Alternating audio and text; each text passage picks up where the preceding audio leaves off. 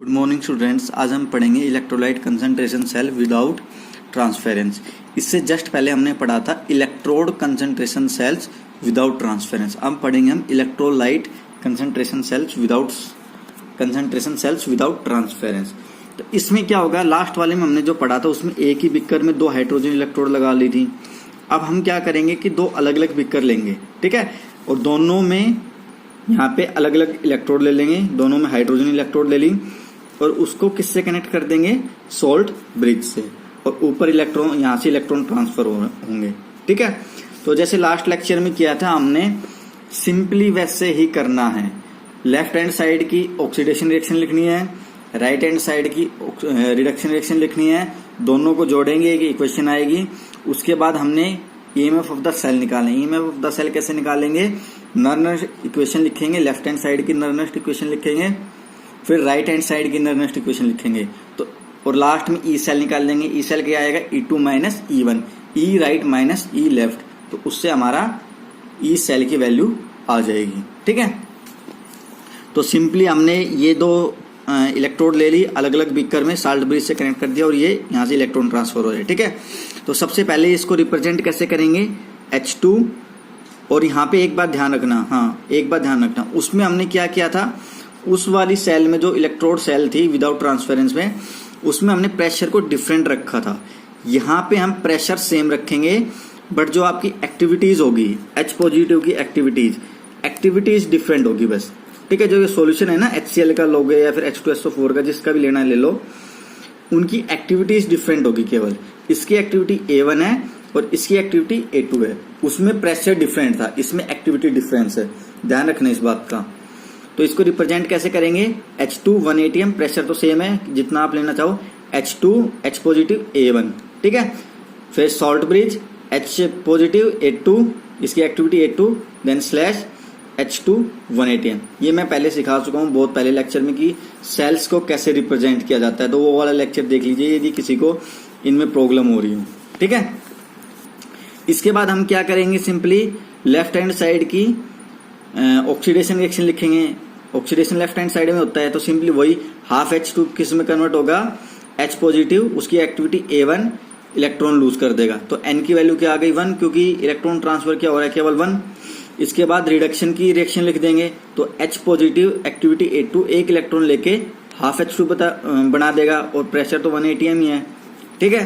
तो इन दोनों को जोड़ने के बाद हमारे पास एक इक्वेशन आ जाएगी, H positive A2 in equilibrium with H positive A1, ठीक है। अब हम simply EMF of the cell निकाल लेंगे। ईएमएफ ऑफ द सेल कैसे निकालेंगे, सिंपली नर्नस्ट इक्वेशन में वैल्यू पुट कर देंगे Q की, कोशेंट की, ठीक है। तो E cell is equal to E naught cell plus RT upon में NF, N की वैल्यू 1 है तो यहाँ पे 1 रख दिया, और LN, ठीक है। यहाँ पे A1 अपॉन में AH2 आता, ठीक है, पर आपको पता है यहाँ पे हमने प्रेशर 1 एटमोस्फेयर ले रखा है, ठीक है। तो मैंने बता रखा है प्योर सॉलिड का जो उनकी कंसंट्रेशन होगी वो 1 होगी, और gas at pressure 1 atmosphere pressure, उसकी वैल्यू भी 1 होगी, ठीक है। तो इसकी वैल्यू हमने 1 रख दी यहाँ पे, ठीक है। वैसे ये ऊपर AH2 ऊपर आना चाहिए था, A1 नीचे आना चाहिए था, पर हमने यहाँ पे रेसिप्रोकल ले लिया ताकि ये वैल्यू पॉजिटिव आ जाए, ठीक है। और आपको पता है E नोट सेल तो आपकी 0 ही होगी। ऐसे सेम हम E लेफ्ट की इक्वेशन लिख देंगे, ठीक है, नर्नस्ट इक्वेशन में पुट करके, तो E लेफ्ट की वैल्यू आ गई, ठीक है। और ये इक्वेशन तो हमारे पास स्टार्टिंग में आई गई थी, ठीक है। अब E निकालेंगे तो E right electrode minus E left electrode, तो E की वैल्यू क्या आ जाएगी, E2 माइनस E1, और सिंपली वैल्यू पुट कर देंगे, तो हमारे पास E की वैल्यू क्या आ गई, E is equal to RT ln A2 upon में A1, ठीक है। तो यहां से हम देख सकते हैं कि यहाँ पे तो इलेक्ट्रोलाइट जो है वो ट्रांसफर नहीं हो रहा डायरेक्टली, वो इनडायरेक्टली ट्रांसफर हो रहा है, ठीक है। अब जो नेक्स्ट लेक्चर आएगा उसमें मैं बताऊंगा कि इनडायरेक्टली कैसे ट्रांसफर हो रहा है।